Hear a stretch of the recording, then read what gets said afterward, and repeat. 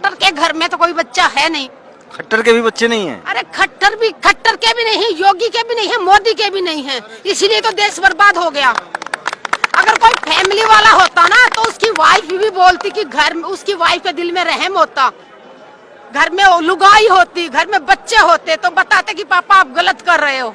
जो बिके हुए मीडिया को हम क्यों उनका अपना गला सुखाएं, भूखे प्यासे रह के गला सुखाएं, अपनी बात रखें और हमारी बात जो पहुंचाना चाह रहे हो जनता तक पहुंचती नहीं है। किसानों की तकलीफें देखिए आप, 80-80 साल की माताएं बहनें सड़कों पे सो रही हैं। अब इधर से जाइए 15 किलोमीटर तक लाइन लगी हुई है।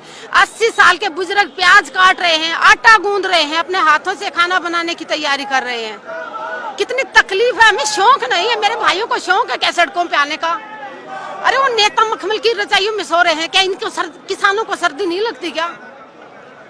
इनका शरीर क्या लोहे का है? इनके ऊपर ठंडा पानी बरसा रही है खट्टर सरकार। खट्टर के घर में तो कोई बच्चा है नहीं। खट्टर के भी बच्चे नहीं हैं? अरे खट्टर के भी नहीं है, योगी के भी नहीं है, मोदी के भी नहीं है, इसीलिए तो देश बर्बाद हो गया।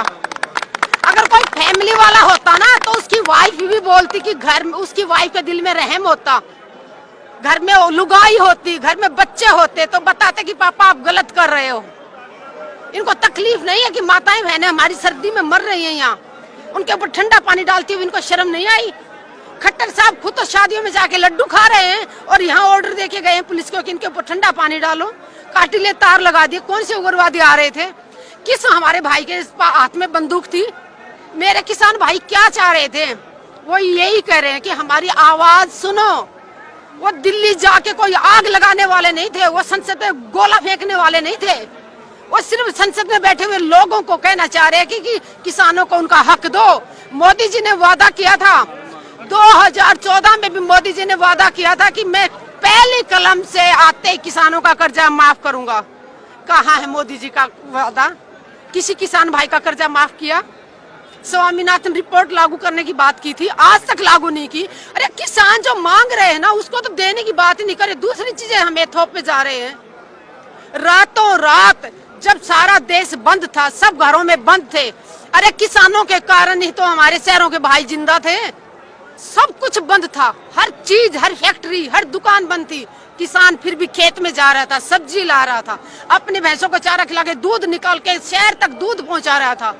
किसान के कारण ये लॉकडाउन के इसमें लोगों, शहर की जनता जिंदा रही क्योंकि किसानों ने वहां तक अपनी सब्जी पहुंचाई, उनका राशन पहुंचाया, दूध पहुंचाया। तो सरकार क्या चाहती है? तो मोदी जी तो विदेशी मशरूम खा रहे हैं, उनको क्या? मोदी जी की एक ही रणनीति है, अगर ज्यादा दिन सत्ता में रहना है तो देश की 95% जनता को गरीब बना के रखो। लॉकडाउन के चलते सब कुछ बंद हो गया था, एक किसान वर्ग था जो अपना काम वैसे का वैसा कर रहा था। किसान ना तो मास्क लगा रहे थे ना कुछ, वो सुबह खेत में जाते थे, शाम को आते थे, हुक्का भी पीते थे। तो गांव में 50 लोग इकट्ठे बैठ के हुक्का पीते थे, एक ही हुक्का घुमा घुमा के, किसी को कोरोना नहीं हुआ था। तो अभी सरकार को लगा कि सारा वर्ग तो हमारे काबू में आ गया, बट किसान तो वैसे का वैसा चल रहा है। तो किसान की जमीन को उद्योगपतियों के हाथों में बिकवाने का साजिश जो रची है मोदी जी ने, उसमें मोदी जी को हम कामयाब नहीं होने देंगे।